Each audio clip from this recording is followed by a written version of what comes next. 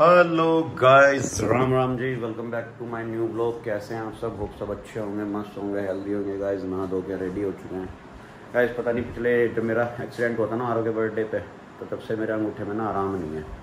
इसकी सूजन नहीं जा रही है और उसमें ना यहाँ पे दर्द होता है मेरे को। तो आज मैं सोच रहा हूँ इसे डॉक्टर के दिखा लूँ साइड पे जाने से पहले। तो अभी देखते हैं, डॉक्टर के पास चलते हैं, नंबर लिखाते हैं। अगर अभी नंबर आ जाएगा तो अभी, वरना जिस टाइम नंबर आएगा जब आके दिखा लेंगे। तो चलते हैं और दिखाते हैं और बात करते हैं, क्योंकि पता नहीं दर्द ख़त्म नहीं हो रहा है ना, हल्की हल्की इस पर स्वेलिंग है वो भी नहीं जा रही। तो पता करके आते हैं और चलते हैं अब साइड पे, देखते हैं साइड पे क्या हो रहा है क्या नहीं हो रहा है, आपको भी बताते हैं।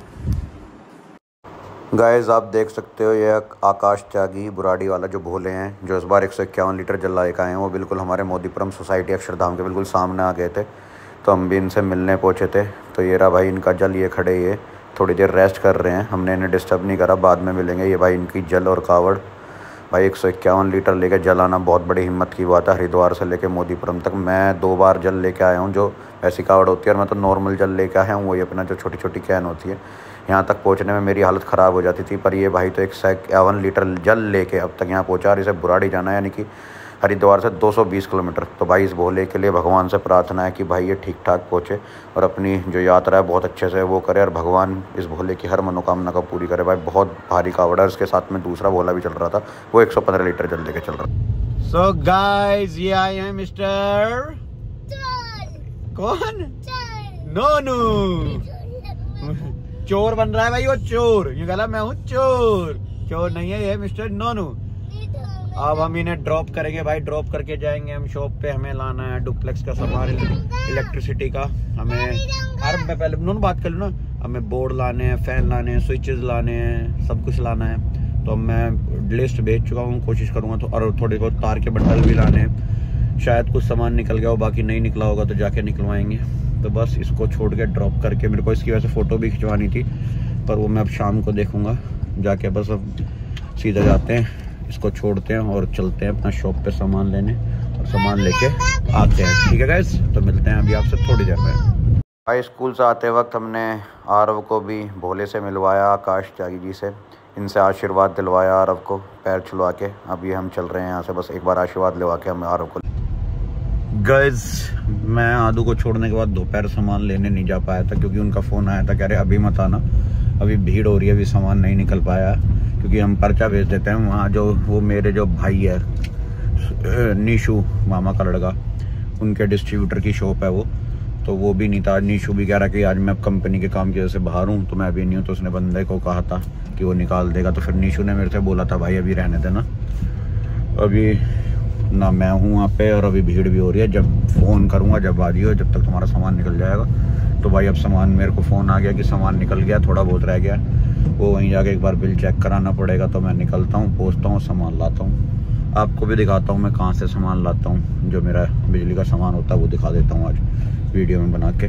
तो बस एक बार मेरे को घर जाना है, घर से कुछ सामान उठा के सीधा पहुँचते हैं शॉप से, वहाँ से सामान लाते हैं और भाई घर रखते हैं। क्योंकि कल से जो ये 2 डुप्लेक्स सेल हुए थे, इनके सामने जो डुप्लेक्स है, इसमें एक में फिटिंग होनी स्टार्ट हो जाएगी, स्विच बोर्ड, फैन, सारी चीज़ों की, तो वो डलनी स्टार्ट हो जाएगी। तो चलते हैं, पहुँचते हैं और लेके आते हैं। ठीक है गाइस।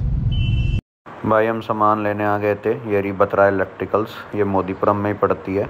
जिनको पता है वो बताना भाई, मैं कल बताऊंगा वीडियो में, वैसे मैं भी बता नहीं रहा। ये एरिया है इसका, आप लोग अगर जो समझ गए हैं वो कमेंट में करके बता देना, वरना मैं कल बता दूंगा। मैं सारा इसका एड्रेस अभी नहीं बता रहा। यहीं से हम सामान लेके जा रहे हैं, एरिया बत्रा इलेक्ट्रॉनिक्स। भाई होलसेल में सामान मिलता है, सस्ते रेटों में, बहुत बढ़िया सामान होता है इनका। सो गाइज हम सामान लेके आ गए थे साइड का, जो हमें लाने थे सारे इलेक्ट्रिसिटी का सामान अपना। मैंने आपको शॉप दिखाई थी, हम लेके आ गए थे अपना बोर्ड वगैरह सब कुछ, board, switch, fan, conceal, MCBs, जितना भी सामान होता है, जितना भी एक उसमें लगता है भाई, ले आए थे भाई।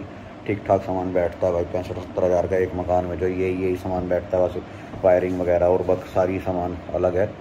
तो भाई हम लेके आ गए थे। मैं फिर पापा को गाड़ी से लेकर साइड पे आ गया था, क्योंकि मम्मी भी वहीं थी, तो पापा मम्मी साथ ही आएंगे। मैं अपना स्कूटी लेके आ गया था, तो बस ये अभी आके मैं बैठा था। दूसरा भाई मैं एक चीज़ बात करना चाह रहा हूँ भाई, बिग बॉस OTT चल रहा है। वैसे तो मैं इस ब्लॉग में लेना नहीं चाह रहा था, पर ले लेते हैं छोटी मोटी चीज़ें। वैसे तो मैं देख नहीं रहा, छोटी मोटी रील देख रहा हूँ, मुझे कोई इंटरेस्ट नहीं रहा बिग बॉस देखने में। काफ़ी टाइम से मैं रील देख के ही थोड़ा सा समझता हूँ। तो भाई बिग बॉस OTT चल रहा है, कई कंटेस्टेंट्स आए हुए हैं भाई, निकल भी गए कुछ, सब कुछ हो रहा है भाई मैं अरमान मलिक के ऊपर बात करना चाहूँगा। उनकी एक वाइफ पायल मलिक निकल गई और कृतिका मलिक बची है। तो भाई बात ये है, उन्होंने अभी विशाल नाम के एक लड़के को चाटा मारा है कि उसने ये बोला था मुझे कृतिका भाभी अच्छी लगती थी। पहली बात तो वो लाइन मैंने भी देखी है, किस उस वे में उसे नहीं कहा गया है, यानी कि जिस वे में, यानी उसने गंदे वे में नहीं कहा। मैं थोड़ी बहुत भाई इसमें कटारिया की भी गलती मानता हूँ, उसके सामने कहा था, उसने भी वो नहीं करा। और जब अरमान मलिक को इविक्ट करने का नंबर आया कि भाई उसने हिंसा करी है और वो सब करी है जो बिग बॉस के कॉन्टेक्ट में हर बिग बॉस वाले करते हैं, तो विशाल इतना बड़ा कंटेस्टेंट नहीं था जितना है भाई अरमान मलिक और उसका ग्रुप है भाई, उसकी वाइफ है दो और वो सब है। तो उन्होंने देखा कि अपनी इसके जाने से TRP थोड़ी सी ख़राब होगी, तो उन्होंने उसे निकाला नहीं अरमान मलिक को, सिर्फ उसे वार्निंग देके छोड़ दिया और पूरे सीज़न को नॉमिनेट कर दिया। जैसे उन्होंने पहले एक बार उसको भी करा था, शालीन को भी, जब भी कुछ नहीं हुआ था। तो ये वही खेल चल रहा है। फिर शालीन को एक टाइम पर आके उसे इविक्शन से भी बचा दिया था कि ऐसे होगा, तो ऐसे अगर आपकी ये चैलेंज है, ये चीज़ वे अब फिर से कर रहे हैं उसके साथ भी। भाई एक चीज़ बताओ, विशाल ने तो कुछ भी गलत नहीं कहा, उसने तो यही कहा ना मुझे कृतिका भाभी अच्छी लगती है। वो उसे दोगला पता नहीं क्या क्या करा, वो क्या है भाई हैं, दोगला इंसान, उससे गंदा तो कोई हो ही नहीं सकता। मैं उस बंदे से गंदा कंटेस्टेंट और गंदा यूट्यूबर किसी को नहीं मानता। भाई एक चीज़ बताओ, उस बंदे ने 18 साल की उम्र में शादी करी थी, उसकी बीवी थे, बच्चे थे, उसने बच्चे भी छोड़ दिए, तलाक ले लिया। जैसे उसमें पायल मलिक ने वो बहुत पहले एक व्लॉग में कही थी कि अरमान जी की बड़ी यंग एज में शादी हो गई थी, तो उनकी म्यूचुअल अंडरस्टैंडिंग की वजह से उन्होंने अपनी वाइफ को तलाक हो गया था और बच्चे भी, और उन्हें जो देना था उन्हें दे दिया। अरे भाई उसने कौन सा, उसने करोड़ों रुपए दे दिए होंगे जितने तुमने लेके बैठे हो, उसके बारे में बात कर लो। दूसरा भाई पायल जी, मैं आपको भी ये कहूँगा, आपकी बेस्ट फ्रेंड थी, आपका हस्बैंड था, आप इस मजबूरी से तो रुके हुए क्योंकि आपने अपने घर वालों से लड़ भिड़ के इससे लव मैरिज करी थी। आपका कोई बोझ नहीं होता था, आपके घर वालों ने आपको एक्सेप्ट करने से मना कर दिया था। इसके साथ ये पंगा होने के बाद दूसरी शादी के बाद भी कैसी आपके बेस्ट फ्रेंड और कैसा हस्बैंड आपने, यानी कि आपने कुछ करा नहीं। भाई अगर कोई औरत होती ना, मेरे को तो नहीं लगता कोई मान जाती। कोई भाई धांसू रीज़न होता किसी चीज़ का कि भाई इस मजबूरी में करी, इसका तो कोई रीज़न नहीं था। आपकी बेस्ट फ्रेंड, आपने नंबर दे दिया कि अपने जीजू से फ़ोटो ले ले, उसने फ़ोटो भेजे, उसे नंबर मिल गया, उन्होंने चैट करनी शुरू कर दी, उन्हें प्यार हो गया, उन्होंने आपसे बता के शादी भी कर ली और आप उसके लिए तैयार भी होगी। भाई कितना बड़ा सीन है भाई, हैं, और आप उसमें ऑब्जेक्शन नहीं डाल रहे, आप उसका साथ दे रहे हो। और वो कृतिका को आप एक वो बोल रहे थे कि मैं और अरमान जी तो थोड़े तेज़ हैं, कृतिका सीधी है तो वो बोलती नहीं है। भाई एक चीज़ बताऊँ, आप लोगों से ज़्यादा तेज़ है। जिस बंदी आपकी बेस्ट फ्रेंड आपके ही हस्बैंड से शादी कर ली, आपके साथ ही रह रही है, तो वो कहाँ की वो, यार आप सारे साथ भी रह रहे हो, यार ये कौन सा सीन है। मैंने देखा बहुत लोगों की दो शादियों पर अलग रह रहे हैं, आप उसके साथ रह रहे हो। आपकी तो मजबूरी होगी तो उसे एक्सेप्ट करना, क्योंकि आपके पति ने आपको छोड़ने वाली बात क्या दी होगी, अभी तो आप मजबूरी में सहन करा। आपने ड्रामे जरूर करे होंगे पर आपके पति ने आपको वैल्यू ही नहीं दी होगी और आपको पता था आपके घर वाले भी एक्सेप्ट नहीं करेंगे आपको, आप कहीं की नहीं रहोगी, आपने इसलिए मजबूरी में सब कुछ वो करा।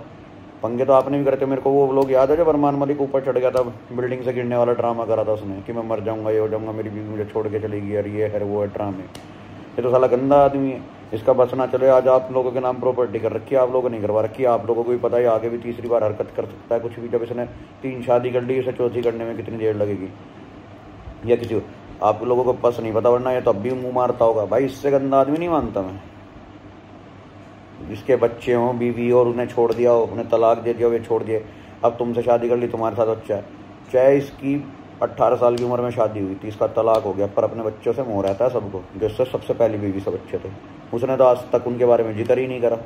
ये तो कहीं से उठ के बातें आ गई इसलिए जिक्र हो रहा है, उसने तो कभी जिक्र ही नहीं करा इस बारे में किसी ब्लॉग में कि मेरे बच्चे, चाहे कितना भी कम उम्र में शादी होगी, बच्चे क्यों करे थे उससे, उसने तलाक दे दिया। बच्चों के बारे में कुछ तो सोचता है नहीं, कुछ तो मोह रखता है आदमी। जिसने जो बाप हो वो छोड़ देगा ऐसे बच्चों को। ये तो गंदा आदमी, नीचा आदमी है साला, गिरा हुआ आदमी। पता नहीं इसे बिग बॉस में क्यों रख रहे हैं और क्यों विशाल ने इतना ड्रामा नहीं मचाया। साले को बाहर निकलता वरना खुद बाहर निकलता। जितनी तूने संभाला ना, कोई ढंग का आदमी होता है। भाई कटारिया भाई, तुम तो एलविश के ग्रुप है, तुम्हारे तो हम सपोर्ट करते थे, पर तुम भी हाल मैं बताऊँ उसकी, तुम्हारी भी कोई खुद की वैल्यू नहीं, तुम भी चाट के ही पहुँचे हो वहाँ तक, ये बता रहा हूँ हकीकत। तुमने भी नाम ही गंदा कर दिया, ठीक है ना। चलो गाइस, वैसे मेरा इस टॉपिक पे बात करने का कोई मूड नहीं था, पर मैंने जो देखा रील्स वगैरह में, उसे देख के मेरा थोड़ा सा दिमाग ख़राब हो गया था, इसलिए मैं बोला। चलो गाइस अब करते हैं वीडियो का एंड। तो प्लीज़ वीडियो को ज़्यादा लाइक करना, शेयर करना, बेल आइकन दबा देना, चैनल सब्सक्राइब कर देना और मेरे इंस्टाग्राम पेज को फॉलो कर लो, प्रशांत से वाच। कल मिलेंगे आपसे नेक्स्ट वीडियो पे। Till then bye.